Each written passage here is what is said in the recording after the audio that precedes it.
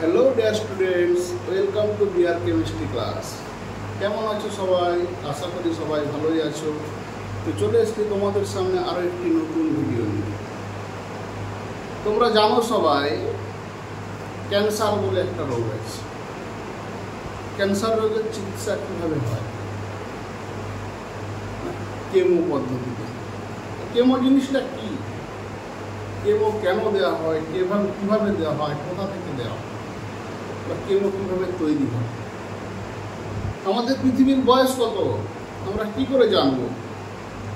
কোন একটা বহুদিনের পুরানো গাছ, তার বয়স আমরা কি করে জানবো? সেই পদ্ধতি কি, সেই টেকনিক কি, এর বিষয় নিয়েই আমরা আজকে আলোচনা করব। তো হ্যাঁ, তোমাদের মনে হচ্ছে বিষয়টা কি না, তেজস্ক্রিয়তা। তো আগের দিন আমরা তেজস্ক্রিয়তা সম্পর্কে বেসিক জিনিস কিছু আলোচনা করি। আজকে আমরা তেজস্ক্রিয়তার বাকি জিনিসগুলো আলোচনা করব। তেজস্ক্রিয়তার ফলে কী ঘটে, তেজস্ক্রিয়তা কোথায় ব্যবহার করব, তেজস্ক্রিয়তা কীভাবে পরিমাপ করব, তো এই জিনিসগুলো নিয়ে আজকে আমরা তোমাদের সামনে বিশদে আলোচনা করব। তোমরা ভিডিওটি না কেটে পুরো ভিডিও দেখতে থাকো। তোমাদের কাছে ভিডিও শুরু করার আগে আমার একটা অনুরোধ, যদি চ্যানেলটিতে নতুন হয়ে থাকো আমার চ্যানেলটি সাবস্ক্রাইব করো, বেল আইকনে প্রেস করো, লাইক কমেন্ট শেয়ার করো, যাতে আমি তোমাদের ভালোবাসা নিয়ে নতুন ভিডিও তৈরি করার মোটিভেশন পাই। চলো শুরু করি আজকে তেজস্ক্রিয়তার দ্বিতীয় পর্ব। শুরু করব তেজস্ক্রিয় শ্রেণী। যদি আমরা তেজস্ক্রিয় মৌলের উদাহরণ দেখি, যেমন একটা উদাহরণ দেখলাম ইউরেনিয়াম, যার পারমাণবিক সংখ্যা হচ্ছে 92 আর ভর সংখ্যা 235 বা 238 হয়। এই ইউরেনিয়াম তার যখন তেজস্ক্রিয় বিঘটন ঘটতে শুরু করে, ইউরেনিয়াম প্রথম ধাপে বিঘটন ঘটে, ধরো মনে করলাম এক্স মৌল উৎপন্ন করল। দ্বিতীয় ধাপে বিঘটন ঘটে ওয়াই মৌল উৎপন্ন করল। তৃতীয় ধাপে বিঘটন ঘটে জেড মৌল উৎপন্ন করল, এবং এর সাথে সাথে আলফা বা বিটা এই ধরনের রশ্মি নির্গত করবে। তো তেজস্ক্রিয় যে মৌল আছে, এখান থেকে দুটো জিনিস আমরা বলবো। যে তেজস্ক্রিয় মৌলের যে ভাঙন আমরা দেখেছি, আগের দিন দেখেছি, সেই তেজস্ক্রিয় মৌলের ভাঙন কিন্তু এক ধাপে হয়নি, অনেকগুলো ধাপ প্রয়োজন তার জন্য। তো সেই জন্য আমরা অনেকগুলো ধাপ দিয়েছি, এছাড়াও আরো অনেক ধাপ আছে, এবং শেষ ধাপে তৈরি হবে লেড, যার পারমাণবিক সংখ্যা হচ্ছে 82, 206 বা 208 অনেক সময় হয়ে যায়। তাহলে যে কোনো তেজস্ক্রিয় পরমাণু, আমরা ইউরেনিয়াম দিয়ে শুরু করলাম, তার বিঘটন যখন শুরু হবে, বিঘটন এক ধাপে হবে না, অনেকগুলো ধাপে হবে। সেই ধাপগুলোকে যদি একটা শ্রেণী হিসাবে আমরা সাজাই, পরপর সাজাতে থাকি, যেমন এক্স থেকে ওয়াই থেকে, ইউরেনিয়াম থেকে এক্স, এটা একটা ধাপ, তার নিচে এটা একটা ধাপ, তার নিচে এটা একটা ধাপ, এটা একটা ধাপ, এরকমভাবে যদি আমরা সাজাতে থাকি, তাহলে একটা শ্রেণী আমরা পাবো। সেই শ্রেণীটাকেই বলা হচ্ছে তেজস্ক্রিয় শ্রেণী। অর্থাৎ সহজ ভাষায় যদি আমরা বলি, তেজস্ক্রিয় মৌলের বিঘটনকে যদি আমরা পরপর ধাপে ধাপে সাজাই বা শ্রেণী অনুযায়ী সাজাই, যেই সারি বা শ্রেণী পাবো তাকে বলা হবে তেজস্ক্রিয় শ্রেণী। ক্লিয়ার হলো? এখানে দুটো জিনিস আমাদেরকে জেনে রাখতে হবে। তেজস্ক্রিয় মৌলের ভাঙন এক ধাপে হয় না, বহু ধাপ প্রয়োজন, এবং তেজস্ক্রিয় মৌলের ভাঙন শেষ হতে বহু বছরের প্রয়োজন হয়। আমরা এমনি রাসায়নিক বিক্রিয়া যেমন হয়, কি শুরু হলো একটু পরে শেষ হয়ে গেল, তেজস্ক্রিয় মৌলের ভাঙন কিন্তু এরকম নয়। একটা তেজস্ক্রিয় মৌল যদি ভাঙতে শুরু করে, তার সম্পূর্ণ ভাঙন শেষ হতে হাজার হাজার বছর লাগবে,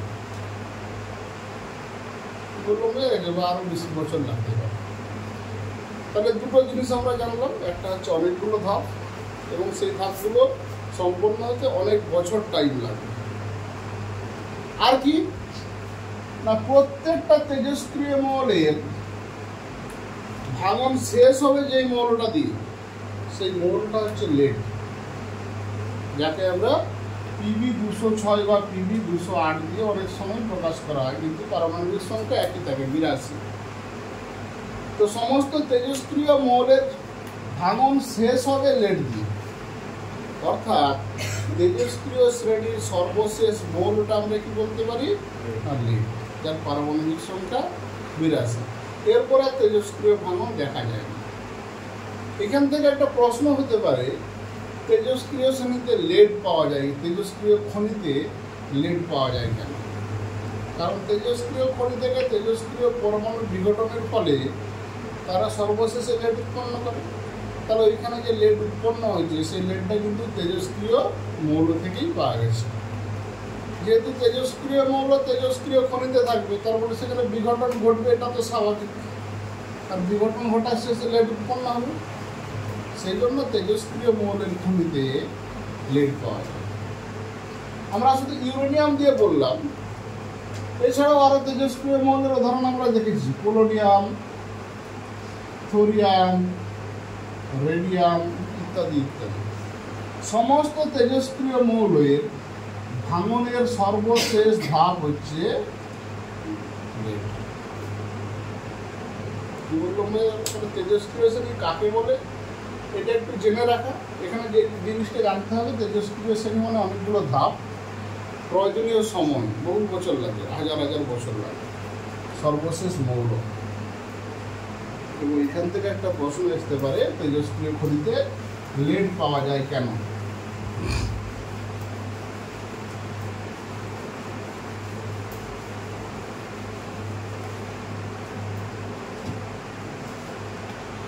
তো এরপরে আমরা দেখব তেজস্ক্রিয়তার একক।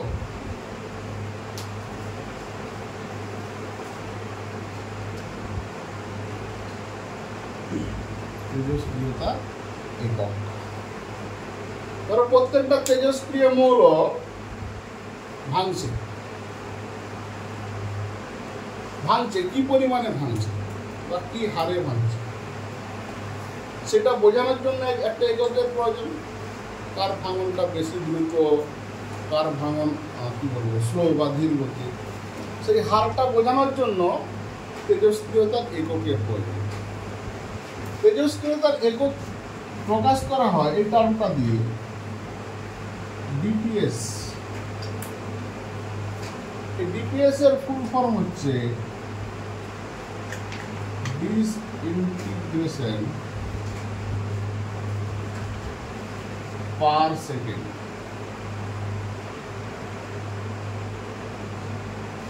ডিসইন্টিগ্রেশন পার সেকেন্ড, ডিসইন্টিগ্রেশন মানে কি না ভাঙন, প্রতি সেকেন্ডে কতটা ভাঙন ঘটছে সেটাকে প্রকাশ করা হয় ডিপিএস।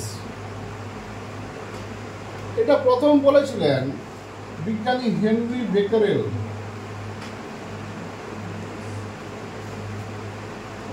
সেই জন্য ডিপিএস কে মানে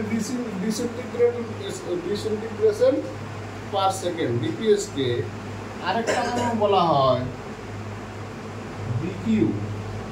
এই বিকিউর অর্থ হচ্ছে কি বেকারেল, তার নাম অনুসারে এই নামটা করা হয়েছে। তাহলে তেজস্ক্রিয়তার দুটো একক আমরা পেলাম, ডিপিএস তার মানে বেকারেল। বিজ্ঞানী কুরি যিনি তেজস্ক্রিয়তা প্রথম তৈরি করেছিলেন, মাদাম কুরি, তার নাম অনুসারে তেজস্ক্রিয়তার একটি একক হয় কুরি, যাকে আমরা প্রকাশ করি সিআই দ্বারা। তাহলে সিআই হচ্ছে তেজস্ক্রিয়তার একক এবং এটি সবচেয়ে বেশি ব্যবহৃত একক তেজস্ক্রিয়তা। তেজস্ক্রিয়তার একক বলতে আমরা কুরি বুঝি। তাহলে দুটো একক পেলাম, কুড়ির সঙ্গে বেকারেল।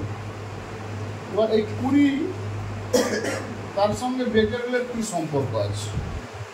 1 কুড়ি সমান 3 × 10⁻10 বেকারেল। এটা হচ্ছে কুড়ি বেকারেলের সম্পর্ক। এছাড়াও আরেকটা একক আছে যেটা আমাদের এতটা এই মুহূর্তে গুরুত্বপূর্ণ নয়, তবু আমরা জেনে রাখি। 3 হলেই হবে। রাদারফোর্ড, এই রাদারফোর্ড এর নাম অনুসারেও আরবি বলে একটা একক আমরা পেয়ে থাকি তেজস্ক্রিয়।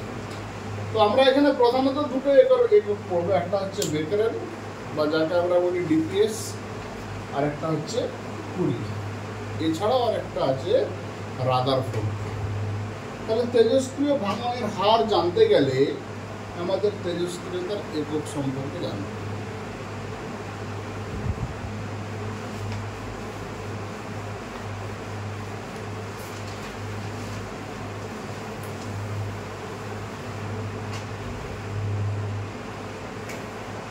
তেজস্ক্রিয় পরমাণু যখন ভাঙন শুরু হয়, ধরো এক্স থেকে ভাঙন শুরু হল, এক্স থেকে ওয়াই গেল, ওয়াই থেকে জেড গেল, এরকমভাবে যেতে থাকে। ধরো এক্স এর পারমাণবিক ক্রমাঙ্ক ছিল 92, এর হয়ে গেল 86, তারপর ধরো আবার এ উৎপন্ন হলো, বি উৎপন্ন হলো, এরকমভাবে পরপর ধাপে ধাপে বিভিন্ন মৌল উৎপন্ন হয়। তাদের নামগুলো আমরা লিখছি না, শুধু লেটার দিয়ে প্রকাশ করছি। 86 থেকে ভাঙতে ভাঙতে এইখানে আবার বি মৌলের পারমাণবিক ক্রমাঙ্ক চলে এলো 86।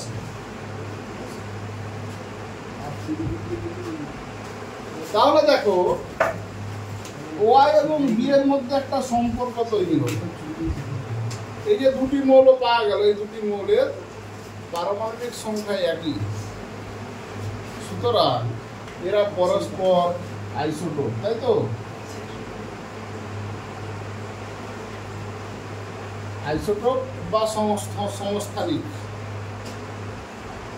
এই যে দুটো আইসোটোপ আমরা পেলাম, এই দুটোই তেজস্ক্রিয় মৌল, সেই জন্য এদের আরো একটা নাম আছে তেজস্ক্রিয় আইসোটোপ।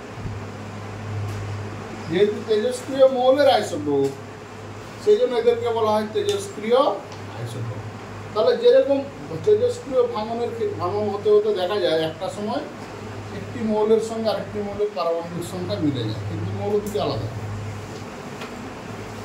তাদেরকে আমরা বলবো পরস্পর আইসোটোপ। যেহেতু মৌলটা তেজস্ক্রিয়, সেই জন্য এটা তেজস্ক্রিয় আইসোটোপ।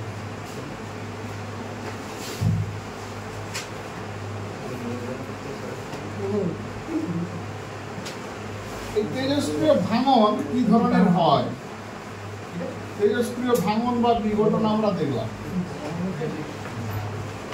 তেজস্ক্রিয় ভাঙন কি কি ধরনের হয় আমরা দেখেছিলাম। তেজস্ক্রিয় মৌল থেকে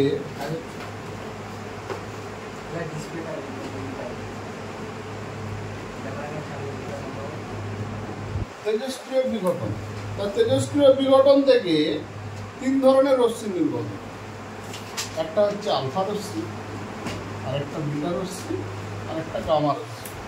এদের ধর্ম আমরা আগেই পড়ে এসেছি। তাহলে কোন ধরনের রশ্মি তেজস্ক্রিয় পরমাণু থেকে নির্গত হলে পরমাণু কি পরিবর্তন ঘটবে, সেটা আমরা এখানে আলোচনা করব। যে তেজস্ক্রিয় বিঘটন কি ধরনের হয় বা কি কি প্রকারের হয়।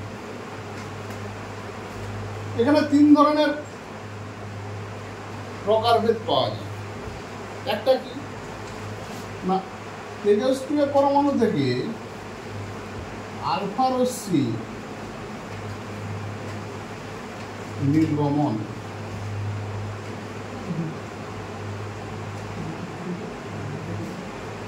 আলফা রশ্মি নির্গমন বা আলফা রশ্মি বিঘটন, এটা আমরা বলতে পারি। তাহলে একটা তেজস্ক্রিয় মৌল থেকে আলফা রশ্মি যদি বেরিয়ে যায় কি ঘটবে। আমি একটা তেজস্ক্রিয় মৌল নিলাম এ, যার পারমাণবিক সংখ্যা এক্স, ভর সংখ্যা হচ্ছে ওয়াই। যদি এইখান থেকে একটি আলফা পরমাণু বেরিয়ে যায়, আলফা মানে কি না, আগের দিন আমরা বলেছিলাম আলফা মানে 2 হিলিয়াম 4, হিলিয়াম পরমাণু 16।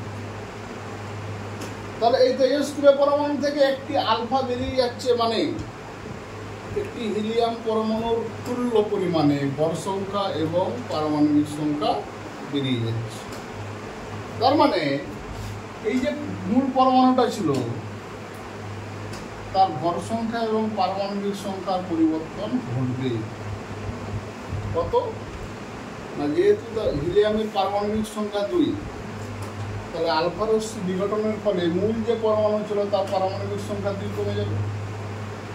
হিলিয়াম পরমাণুর ভর সংখ্যা ছিল 4, তাহলে মূল যে পরমাণু তার যে ভর সংখ্যা ছিল সেখান থেকে আলফা রশ্মি বেরিয়ে যাওয়ার ফলে তার ভর সংখ্যা 4 কমে যাবে। তাহলে এটা যদি আমরা ভাষায় বলি কি বলবো না, কোনো তেজস্ক্রিয় পরমাণু থেকে আলফা রশ্মি নির্গমনের ফলে তেজস্ক্রিয় পরমাণুর ভর সংখ্যা 2 কমে যায়, পারমাণবিক সংখ্যা 2 কমে যায় এবং ভর সংখ্যা 4 কমে যায়। এখানে একটা প্রশ্ন হয় যে পারমাণবিক সংখ্যা কমে যাচ্ছে, পারমাণবিক সংখ্যা মানে কি? কোনো পরমাণুর অস্তিত্ব বা পরমাণুর কি বলবো টাইটেল বা চিহ্ন। যদি পারমাণবিক সংখ্যাটাই পাল্টে যায়, পরমাণুর মূল ধর্মটাই যদি পাল্টে যায়, তাহলে সেই পরমাণুটাই তো পাল্টে যাবে। যেমন একটা উদাহরণ দিয়ে বলি, 6 কার্বন 12 এটা একটা পরমাণু। আমি মনে করলাম এখান থেকে একটা আলফা পরমাণু বেরিয়ে গেল, আলফা কণা বেরিয়ে গেল, তাহলে কি উৎপন্ন হবে না, কার্বন 4 আর এটা হয়ে গেল 8। পারমাণবিক সংখ্যা 2 মাইনাস হবে, ভর সংখ্যা 4 মাইনাস হবে। এই যে আমি দেখলাম পারমাণবিক সংখ্যা 4, তখন কি আমি এটা কার্বন দেখতে পারবো? তখন কার্বনটা পাল্টে দিয়ে হয়ে যাবে বেরিলিয়াম। আমি না জানলে x লিখে রাখতে পারি, তাহলে বেরিলিয়াম হয়ে যাবে। এইখানে এটা বলার অর্থ কি? যখন আলফা কণা বেরিয়ে যাচ্ছে তার পারমাণবিক সংখ্যার পরিবর্তন ঘটছে, তার মানে পরমাণুটাই পরিবর্তিত হয়ে যাচ্ছে। তাহলে পরমাণুটা আগে যেই পরমাণু ছিল এখন আর সেই পরমাণু নেই, সোজা কথা। এরপর আমরা আসবো পর্যায় সারণীতে। প্রত্যেকটা পরমাণুর পর্যায় সারণীতে একটি নির্দিষ্ট শ্রেণী আছে বা নির্দিষ্ট পর্যায় আছে। যদি ওই পরমাণুর পারমাণবিক সংখ্যা কমে যায় বা বেড়ে যায়, পর্যায় সারণীতে তার অবস্থান তো পাল্টে যাবে। যেমন ধরো কার্বন ছিল 14 নম্বর শ্রেণীতে, কেন? তার ইলেকট্রন বিন্যাস ছিল 2, 4, শেষ কক্ষে 4টি, মানে সে 14 নম্বর শ্রেণীতে অবস্থান করছে। যখনই এখান থেকে আলফা বেরিয়ে গেল, শ্রেণীতে আর 14 থাকবে? ইলেকট্রন বিন্যাস করে 2, 2, তখন 2 নম্বর শ্রেণীর মূল হয়ে যাবে। এইটা বলার অর্থ কি? যদি কোনো পরমাণু থেকে আলফা পরমাণু নিঃসৃত হয় বা আলফা কণা নিঃসৃত হয়, তাহলে সেই পরমাণুর শ্রেণী সংখ্যা পাল্টে যাবে। কত পাল্টে যাবে না, যেহেতু 2 পারমাণবিক সংখ্যা পাল্টাচ্ছে, পরমাণুটি আগে যেই শ্রেণীতে ছিল তার থেকে বাঁ দিকে 2টো গ্রুপ আগে অবস্থান করবে। কেউ যদি 15 থাকে তাহলে 15 দুটো আগে 13, 18 থাকলে 16, তাহলে তার শ্রেণী 2টো বাঁ দিকে সরে আসবে। এটা বোঝা গেল? এরপর যদি এটাকে আমরা ভাষায় প্রকাশ করি না, একটি তেজস্ক্রিয় পরমাণু থেকে আলফা কণা নিঃসৃত হলে পরমাণুটির পারমাণবিক সংখ্যা 2 কমে যাবে, ভর সংখ্যা 4 কমে যাবে। কেন কমে যাবে সেটা আমরা বললাম। এর ফলে পরমাণুটির পর্যায় সারণীতে যে অবস্থান ছিল তার থেকে বাঁ দিকে 2 ঘর সরে এসে অবস্থান করবে। বোঝা গেল কথাটা? এটি গেল আলফা নির্গমন বা আলফা নিঃসরণ। কোনো পরমাণু থেকে যদি আলফা বেরিয়ে যায় তাহলে কি পরিবর্তন ঘটে বা কেন ঘটে সেটা বোঝা গেল কি জানি সবার? বোঝা গেছে? এরপর দেখো, এটা যদি এরকম ভাবে না লেখে, এরকম থাকলো,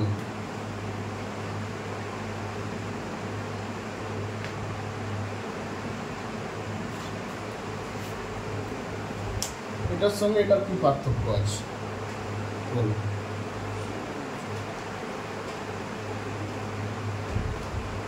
পার্থক্য আছে? কিছু পার্থক্য নেই, এটা শুধু ওইদিকে লিখে দেবে। কারণ এখানে আলফা প্লাস মানে এখান থেকে বেরিয়ে এখানে প্লাস হয়েছে। তো এরকমভাবে অনেক সময় বিক্রিয়া দিয়ে দেয়, যাতে কনফিউজ হয়ে যাওয়ার সম্ভাবনা থাকে। সেজন্য এটা মানে কিন্তু আলফা নির্গত হয়েছে। তো এটা গেল আলফা নির্গমন এবং তার ফলাফল।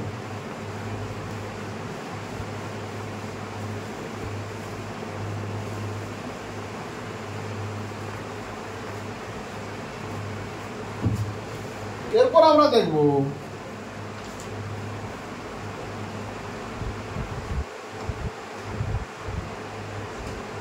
বিটা নির্গমন।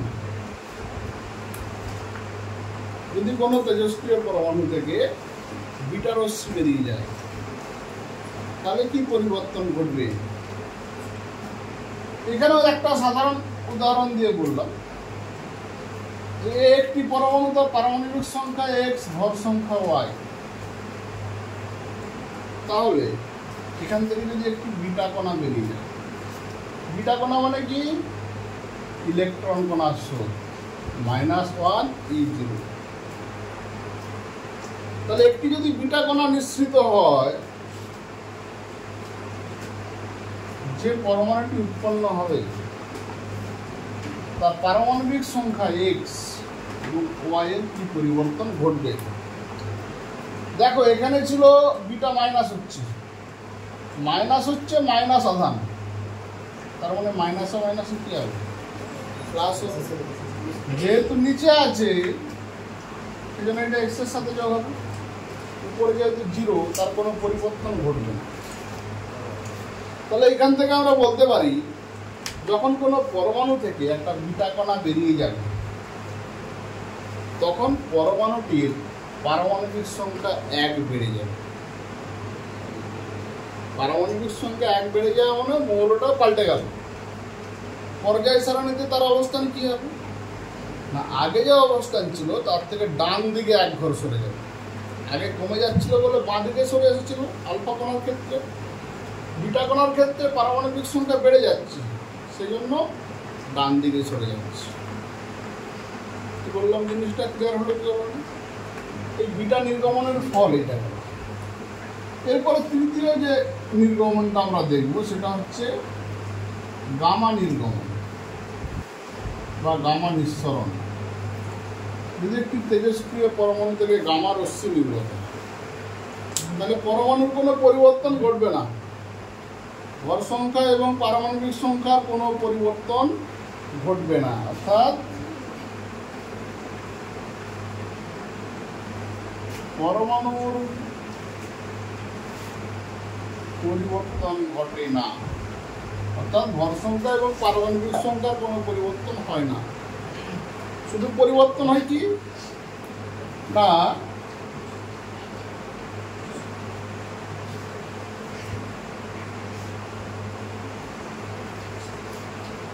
পরমাণুর শক্তির পরিবর্তন ঘটে।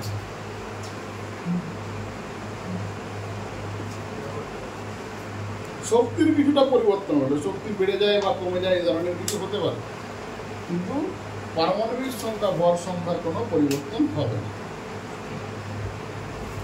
তো এই যে তিনটে আমরা নির্গমন দেখলাম, আলফা নির্গমন এবং বিটা নির্গমন, তার সাথে গামা নির্গমন, এই তিনটেকে বলা হয় একসাথে তেজস্ক্রিয় বিঘটনের সূত্র। কি বলা হবে না, তেজস্ক্রিয় বিঘটনের সূত্র। এটা পরীক্ষায় কিভাবে পড়তে পারে না, কোনো পরমাণু থেকে আলফা রশ্মি নির্গত হলে পরমাণুর কি পরিবর্তন ঘটে লেখো, বা যে কোনো একটা উদাহরণ দিয়ে বলবে এখান থেকে আলফা রশ্মি বেরিয়ে গেল কি পরিবর্তন ঘটবে লেখো, সেটা আমরা দেখাবো কিভাবে ঘটছে। তো যেহেতু এটা তেজস্ক্রিয় বিঘটন ঘটছে এবং বিঘটনটা এই নিয়মগুলো মেনেই ঘটবে, এর বাইরে কিন্তু কোনো নিয়ম নেই, এই নিয়ম মেনেই ঘটবে, সেই জন্য এই সূত্রটিকে বলা হয় তেজস্ক্রিয় বিঘটনের সূত্র। আবার দেখো, এই সূত্রের ফলে পরমাণুর শ্রেণীর অবস্থানের পরিবর্তন ঘটছে বা শ্রেণীর পরিবর্তন ঘটছে, সেই জন্য এই সূত্রটার আরো একটা নাম হচ্ছে হ্যাজান ও সডির গ্রুপ সরণ সূত্র। হ্যাজান ও সডির গ্রুপ সরণ সূত্র। দেখো প্রশ্নে বা দিয়ে দেওয়া আছে। এছাড়াও আরেকটা নাম কি আছে না, তেজস্ক্রিয়তার সূত্র আমরা বলতে পারি। তো এতগুলো নামে এই তিনটে সূত্রকে একসঙ্গে বলা হয়। তার মানে এখান থেকে আমরা শিখবো আলফা নির্গত হলে কি ঘটবে, বিটা নির্গত হলে কি ঘটবে, গামা নির্গত হলে কি ঘটবে। এর অ্যাপ্লিকেশন বা এর সম্পর্কিত কিছু অঙ্ক যদি আমরা এখানে দেখি,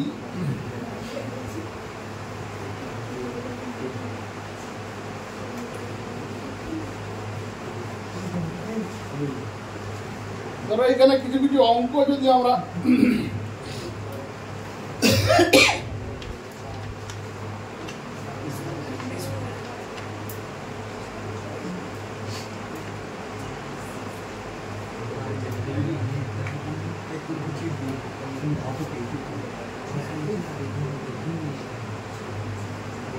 প্রবলেম 1, এখানে যদি আমরা একটা পরমাণু দেখি ইউরেনিয়াম 292, তার পারমাণবিক সংখ্যা হচ্ছে 238। এই মৌলটি দেওয়া আছে।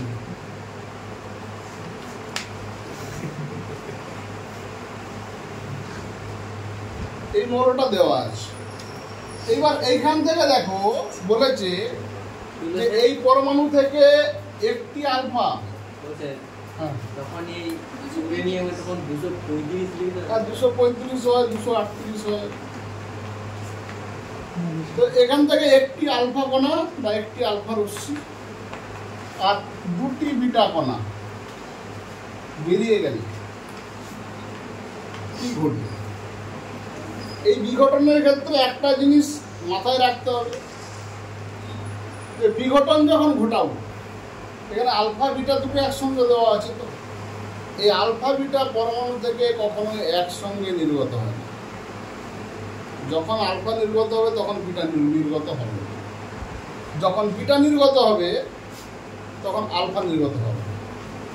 কি বললাম বোঝা গেল? অতএব একসঙ্গে নির্গমন আমরা দেখাতে পারবো।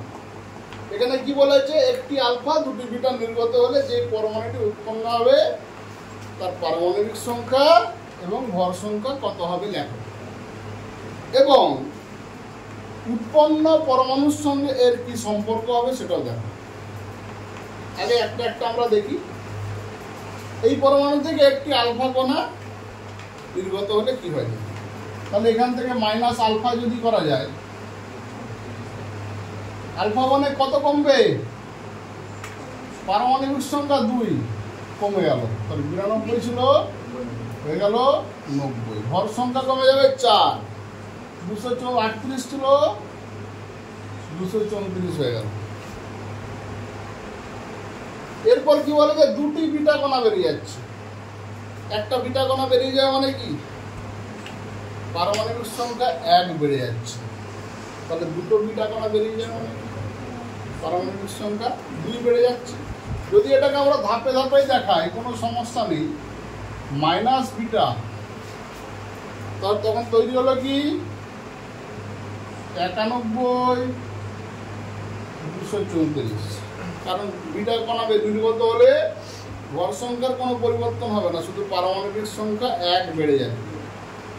এরপরে আরো একটি বিটা কণা আমরা নির্গত করলাম, কারণ দুটি বলা আছে। তাহলে একটা হলো দ্বিতীয় নম্বর বিটা কণা, তাহলে এটা কি হয়ে যাবে ইউরেনিয়াম 92, 234। এই ইউরেনিয়াম কি করে থাকবে না? হ্যাঁ, এটা এবার কথা হচ্ছে ইউরেনিয়াম থাকবে না, কিন্তু আমরা ইউ দিয়ে লিখছি। এইবার দেখো এখান থেকে কি প্রশ্ন ছিল, এই ইউরেনিয়াম 92, 238 থেকে একটি আলফা কণা এবং দুটি বিটা কণা বেরিয়ে গেলে উৎপন্ন পরমাণুর ভর সংখ্যা পারমাণবিক সংখ্যা কত হবে? তাহলে উৎপন্ন পরমাণু আমরা পেয়ে গেছি, এর পারমাণবিক সংখ্যা হচ্ছে 92, ভর সংখ্যা হচ্ছে 234। এটা ক্লিয়ার হলো। এর পরের যে পার্টটা ছিল সেটা বলা হয়েছিল যে উৎপন্ন পরমাণুর সাথে এই ইউরেনিয়াম 238 এর কি সম্পর্ক? দেখো এখানে দুটোই পারমাণবিক সংখ্যা সমান, তার মানে এরা পরস্পর আইসোটোপ বা সমস্থানিক, কারণ পারমাণবিক সংখ্যা একই, সেজন্য এরা পরস্পর আইসোটোপ। কি বললাম, বোঝা গেল কথাটা? এখান থেকে একটা ঘুরিয়েও প্রশ্ন আসতে পারে। তোমাকে যদি বলে দেয় যে একটি তেজস্ক্রিয় পরমাণু থেকে কি কি কণা নির্গত হলে তেজস্ক্রিয় পরমাণুটির আইসোটোপ উৎপন্ন হবে, বা একটি তেজস্ক্রিয় পরমাণু থেকে কটি আলফা কটি বিটা নির্গত হলে তেজস্ক্রিয় পরমাণুর আইসোটোপ উৎপন্ন হবে। প্রশ্নটা বোঝা গেল? অনেক রকম তো হতে পারে। একটি আলফা, তাহলে এখানে আমরা লিখলাম কি, একটি আলফা দুটি বিটা যদি নির্গত হয় তাহলে একটি তেজস্ক্রিয় পরমাণু তার আইসোটোপ উৎপন্ন করবে। এরপর আলফা ডবল নিলেই তো হবে। হ্যাঁ, এরপর যদি আমরা জোড় আরো বাড়াতে চাই, এটা 2 আলফা করে দাও, এটা 4 বিটা, 4 বিটা, তারপর এটা 3 আলফা করে দাও, 6 বিটা, এরকম জোড় বাড়তেই থাকবে।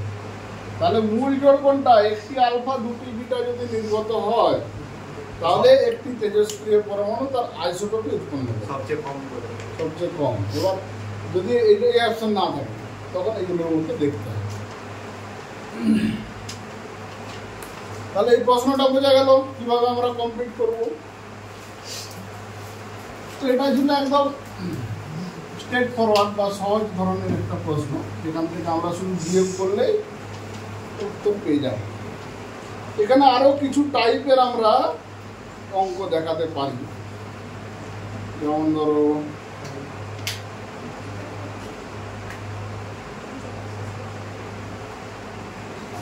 রেডন আরএন 86 222, এখান থেকে তীর চিহ্ন দিয়ে বলা আছে কিউ প্লাস আলফা, তাহলে এই পরমাণুর ভর সংখ্যা পারমাণবিক সংখ্যা আমাকে লিখতে হবে। তাহলে এইগুলিকে আমাদেরকে প্রুভ করতে হবে। কিভাবে করবো? একদমই সহজ। দেখো এটা যদি এদিকে নিয়ে আসি তাহলে কি হবে?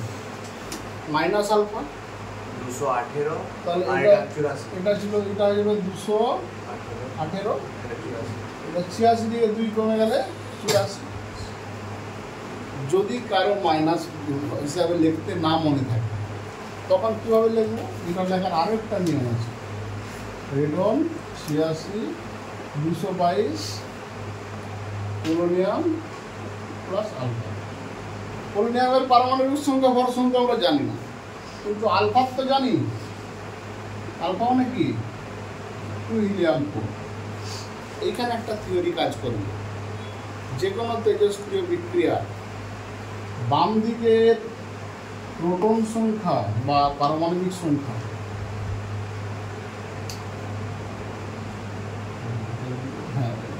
বাম দিকের মোট পারমাণবিক সংখ্যা সমান ডান দিকের মোট পারমাণবিক সংখ্যা মিলবে।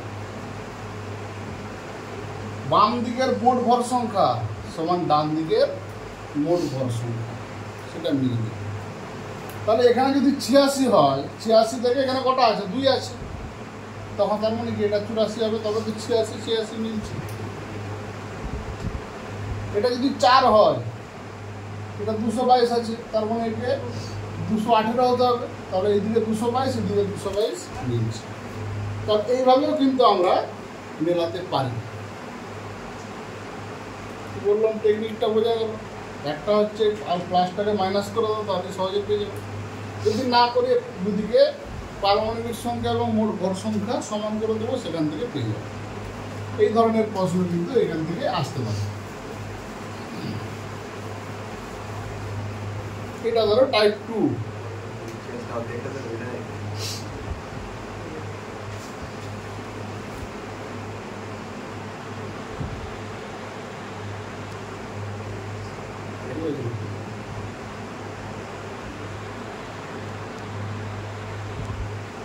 নেমে যাচ্ছে আস্তে আস্তে।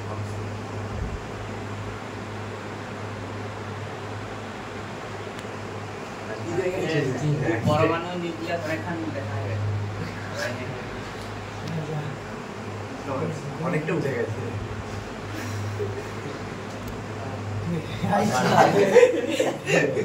স্যার এটা দেখা হয়ে গেছে। এবারে আপনি এরপর দেখো পরের যে টাইপটা আছে, একটি পরমাণু এ তোমাকে বলে দিচ্ছি, এ একটি পরমাণু এবং এর প্রোটন সংখ্যা বলে দিচ্ছে 94 আর নিউট্রন সংখ্যা বলে দিচ্ছে 104। এরপর বলেছে এখান থেকে একটি আলফা কণা নির্গত হচ্ছে। আর এ থেকে মাইনাস আলফা হলে উৎপন্ন মৌল যেটা হবে তার ভর সংখ্যা এবং পারমাণবিক সংখ্যা কত হবে। তো বিরাট প্রথম ভাবে তার মানে এখানে আমরা যদি এক্স ধরলাম, যত এক্স উৎপন্ন 93 এর উপরে 100 এই 100 থাকেও এটা 92 আচ্ছা এটা 100।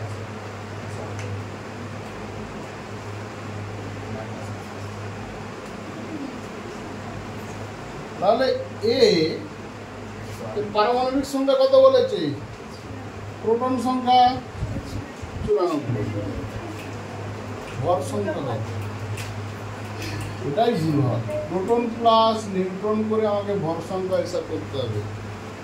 104 94 198, তাহলে এর ভর সংখ্যা হলো 198। বাকিটা সোজা এই জায়গাটায় হয়ে যাবে যেন ভুল করা হয়, ওটা তো ভর সংখ্যা 104, কিন্তু ভর সংখ্যা অ্যাকচুয়ালি 104 নয়, নিউট্রন সংখ্যা 104 এর জন্য বলে দেওয়া আছে। তাহলে এখান থেকে যদি একটা আলফা কণা বেরিয়ে যায় তাহলে এক্স পরমাণু যেটা হবে তার পারমাণবিক সংখ্যা হবে 92, ভর সংখ্যা হবে 194। কি বললো বোঝা গেল? এটা ধরো টাইপ 3 নম্বর টাইপের একটা প্রবলেম আমরা দেখা।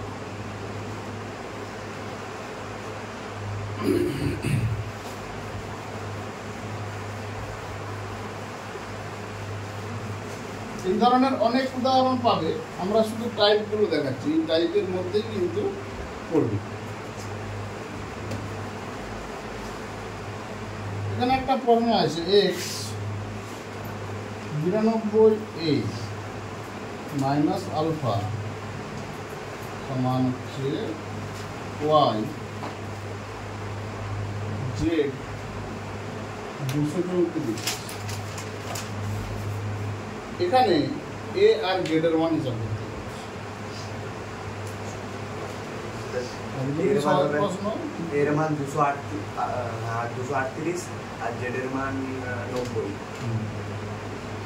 কেন না, এক্স থেকে আলফা কণা বেরিয়ে গেছে, তার মানে কি এর পারমাণবিক সংখ্যা 2 কমে যাবে, অর্থাৎ জেড হয়ে যাবে তখন 90। একটি আলফা কণা বেরিয়ে গেলে তার ভর সংখ্যা কত কমে, 4।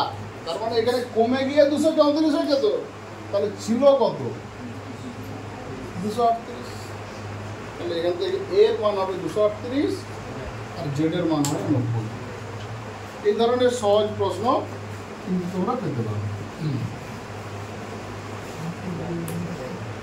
এরপর আরেক ধরনের প্রবলেম যদি আমরা দেখি, ধরো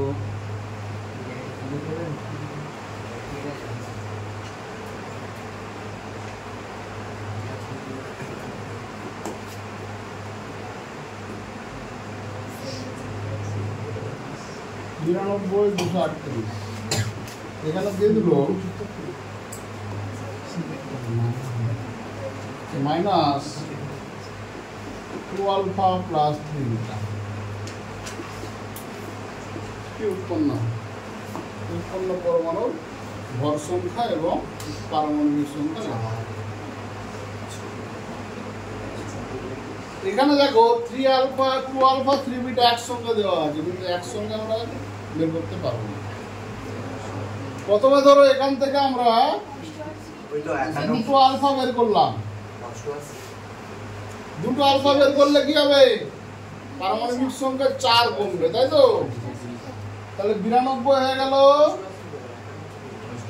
88, আর এখানে 8 কমবে, তাহলে এটা হয়ে গেল 234। এবার এখান থেকে 3টা বিটা বের করবো নির্গত। 3টা বিটা মানে কি? 230 হবে। হ্যাঁ 230 হবে, 8 বেরিয়ে গেল 230।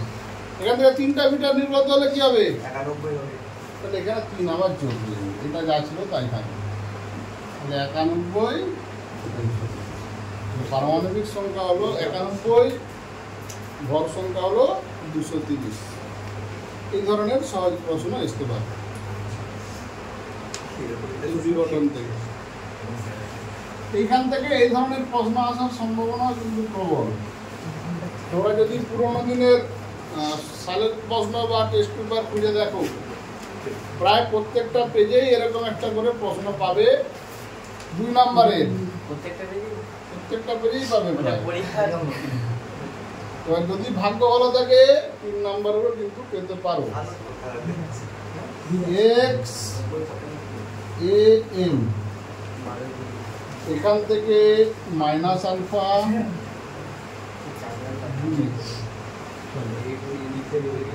ওয়াই, এখান থেকে মাইনাস বিটা জেড, এখান থেকে মাইনাস বিটা কে।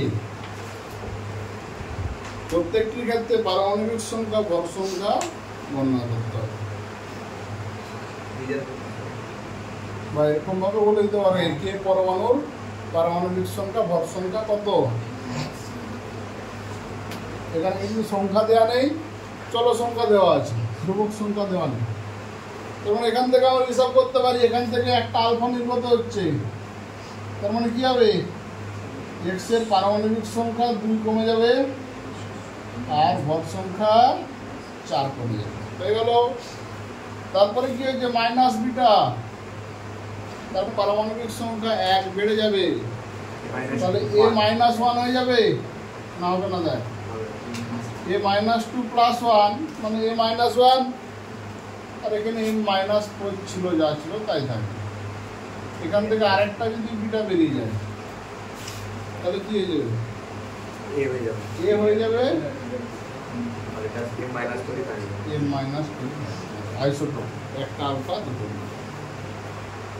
আইসোটোপ আমরা পাবো।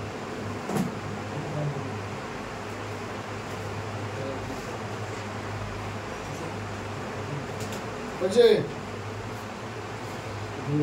এই প্রশ্নগুলো কিন্তু সোজা পড়লে 2 নম্বর বা 3 নম্বর থাকে, অতএব গুরুত্ব সহকারে পড়তে হবে, কারণ খুব সহজ বলেই বেশি ভুল হয়। এই এক যোগ বিয়োগে ভুল হয়ে গেলে পুরোটা কিন্তু কাটা। এই জন্য আমি বিভিন্ন টাইপের দেখাচ্ছি।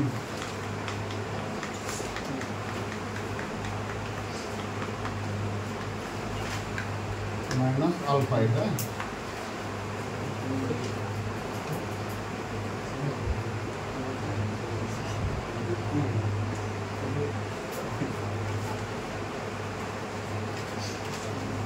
আচ্ছা, এটা 234 করবে।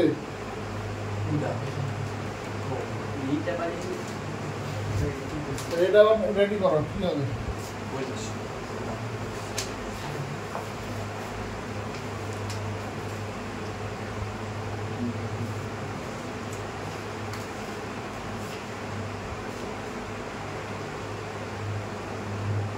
তো স্যার থোরিয়াম হচ্ছে 90 আর উপরে 234, এটা হলো 90 আর উপরে 234, আর এটা থেকে একটা বিটা বেরিয়ে যাচ্ছে।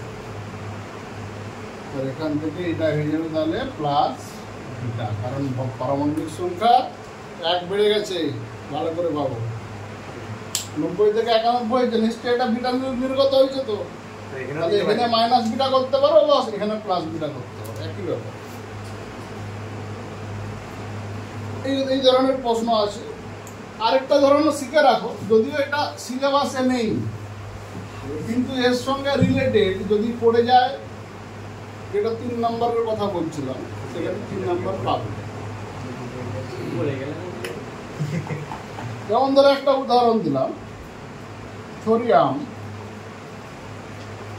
90-234, এখান থেকে পরিণত হচ্ছে লেড 82-206।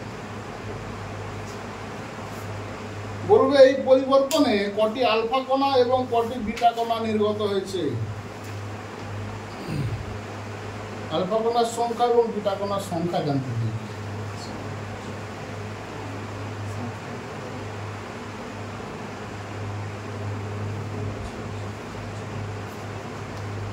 বলো কটা হবে?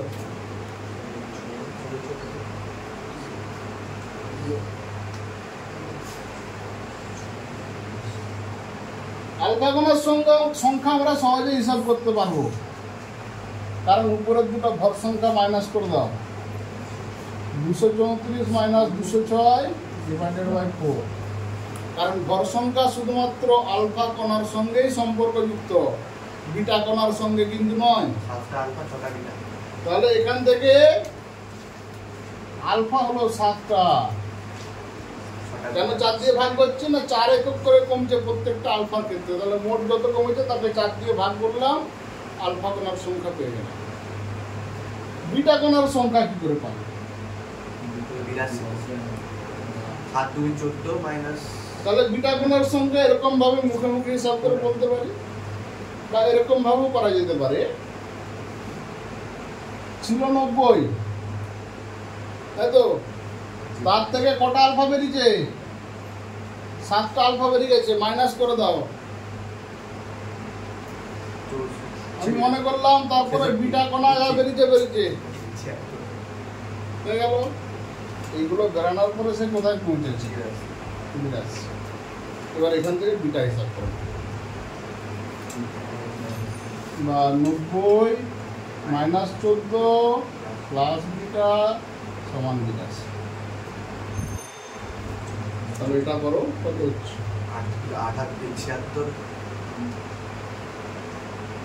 76 প্লাস বিটা।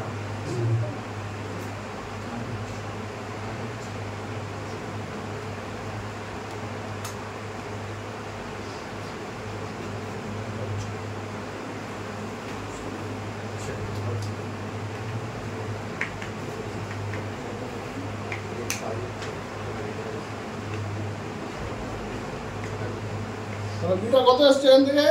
6, বা বিটা সমান হচ্ছে 6। এখান থেকে আলফা কণা এবং বিটা কণার সঙ্গে হিসাব করতে পারবে।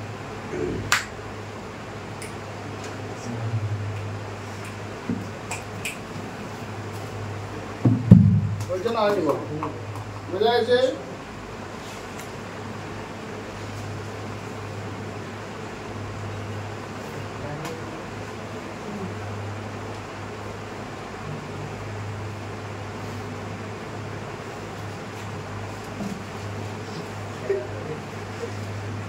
আমি কি করবো?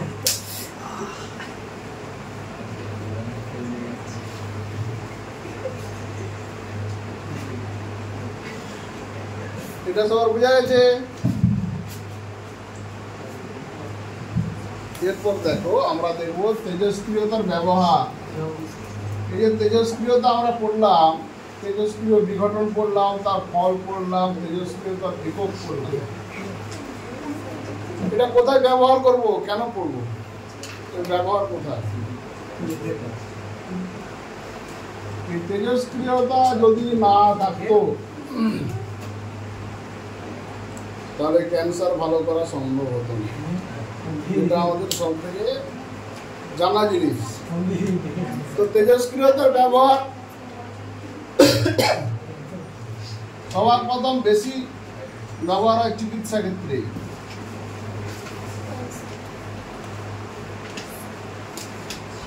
চিকিৎসা ক্ষেত্রে কি করা হয় না, তেজস্ক্রিয় পরমাণু থেকে যে রশ্মি নির্গত হয় সেই রশ্মিগুলো মানুষের শরীরে পাঠানো হয়। কোথায় না, যেখানে ইনফেক্টেড জায়গাগুলোতে, সেখান থেকে সেল নষ্ট করা হয়।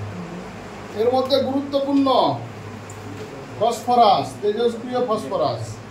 ফসফরাস পরমাণুর পারমাণবিক সংখ্যা 15, ভর সংখ্যা ছিল কত 31, কিন্তু তেজস্ক্রিয় ফসফরাসের ভর সংখ্যা হবে 32। আয়োডিন, তেজস্ক্রিয় আয়োডিন, তার পারমাণবিক সংখ্যা ছিল 53, ভর সংখ্যা হচ্ছে 131 হওয়ার কথা। এছাড়াও আছে রেডন, কোবাল্ট, হ্যাঁ সব 8 সাথে 35 আর 18, 35 আর 18 কত হচ্ছে 53। তেজস্ক্রিয় আয়োডিন, তেজস্ক্রিয়তে ভর সংখ্যা পরিবর্তন হবে। পারমাণবিক সংখ্যা, এই যে পরমাণুগুলো বললাম, ফসফরাস, আয়োডিন, কোবাল্ট, রেডিয়াম, এর মধ্যে রেডিয়াম এবং কোবাল্ট এই দুটো পরমাণু থেকে যে তেজস্ক্রিয় রশ্মি নির্গত হয় সেইগুলো ক্যান্সারের চিকিৎসাতে কাজে লাগে। যেসব জায়গায় হলো ক্যান্সার দ্বারা ক্ষতিগ্রস্ত, সেইখানে ওই রশ্মি পাঠিয়ে ওই খারাপ কোষগুলোকে মেরে দেওয়া হয়, তার সাথে ভালো কোষও কিছু মারা যায়, যেটাকে আমরা বলি কেমো দেওয়া। ক্যান্সারের সব থেকে বেটার ট্রিটমেন্ট কি? কেমো দেওয়া। কেমো কোথা থেকে দিতে পারি না, এই যে তেজস্ক্রিয় পরমাণু আছে এই রশ্মি ছাড়া অন্য কোনো রশ্মি দ্বারা আমরা পারবো না। যদি মস্তিষ্কে টিউমার হয়, ধরো মাথায় টিউমার হয়েছে, কী করে ভালো করা যাবে বা কী করে ডিটেক্ট করা যাবে? তেজস্ক্রিয় ফসফরাসের পরমাণু থেকে যে তেজস্ক্রিয় রশ্মি নির্গত হয় সেটা দিয়ে ঠিক করা হয়। থাইরয়েড ঠিক করা হয় আয়োডিনের রশ্মি পাঠিয়ে। তাহলে এই যে তেজস্ক্রিয় পরমাণুগুলো চিকিৎসা ক্ষেত্রে আরও আছে অনেক, এইগুলো যে আমাদের জানাশোনার মধ্যে সব, এগুলো চিকিৎসা ক্ষেত্রে আমরা কাজে লাগাতে পারি। এবং এগুলোকে কীভাবে কাজে লাগবো না, এদের তেজস্ক্রিয় ধর্মকেই কাজে লাগবে। তাহলে তেজস্ক্রিয়তার ব্যবহার আমরা এখানে পেলাম। তেজস্ক্রিয়তার আরও ব্যবহার আছে। তেজস্ক্রিয়তার সাহায্যে আমরা পৃথিবীর বয়স জানতে পারি, যেটা ইতিহাস ভূগোলে আমরা পড়ে এসেছি।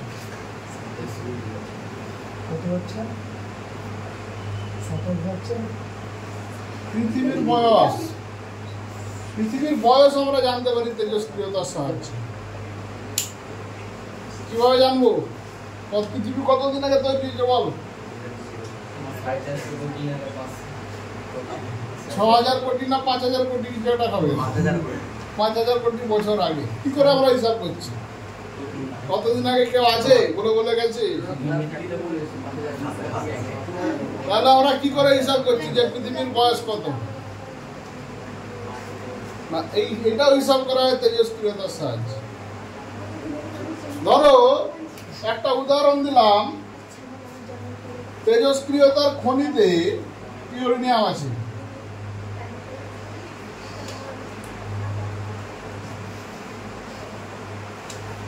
তেজস্ক্রিয়তার খনিতে ইউরেনিয়াম আছে। তাহলে ইউরেনিয়াম আছে মানে ইউরেনিয়াম ক্রমাগত তো বিকিরণ ঘটছে তার।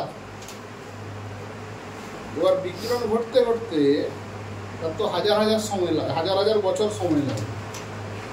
তো এই বর্তমান অবস্থায় এখন যদি সেই ইউরেনিয়ামের খনিতে একটি নমুনা সংগ্রহ করা হয়,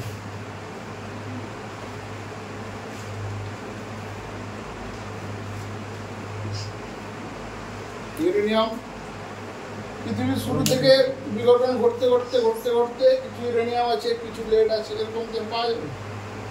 যদি ওই ইউরেনিয়ামের খনি থেকে আমরা একটা নমুনা সংগ্রহ করি, সেখানে ধরো 100 গ্রাম একটা নমুনা আমরা সংগ্রহ করি। 100 গ্রামের মধ্যে ধরলাম 60 গ্রাম ইউরেনিয়াম আছে, 40 গ্রাম লেড আছে। তাহলে 40 গ্রাম লেডটা কোথা থেকে তৈরি হয়েছে? ইউরেনিয়াম থেকেই তো তৈরি হচ্ছে। তাহলে 40 গ্রাম ইউরেনিয়াম থেকে 40 গ্রাম লেড হতে কতদিন সময় লেগেছে সেটা হিসাব করা যায় একটা সূত্রের সাহায্যে। এই সূত্রে বসে আমরা পৃথিবীর বয়স হিসাব করতে পারি। শুধু পৃথিবীর বয়স নয়, যে কোনো প্রত্নতাত্ত্বিক জিনিস যেগুলো মাটি খুঁড়ে পাওয়া যায়, কতদিন আগে পাওয়া গেছে, কতদিন আগে, সেটা আমরা এখান থেকে জানতে পারি। যারা যারা কলকাতায় গেছিস তারা একটা জিনিস জানিস, বোটানিক্যাল গার্ডেন। বোটানিক্যাল গার্ডেন কিসের জন্য বিখ্যাত? বিভিন্ন গাছের জন্য বিখ্যাত, কিন্তু সেখানে প্রধান গাছ কি বলো? একটা বট গাছ। বট গাছটা দেখেছিস? গেছিস? একটা বট গাছ আছে বোটানিক্যাল গার্ডেনে, আশা অনুমান করা যায় 500 বছর আগে পুরনো, এখনো আছে। তো গাছটার বয়সে 500 বছর, সেটা আমরা কি করে হিসাব করব? এই গাছের বয়স আমরা হিসাব করতে পারি।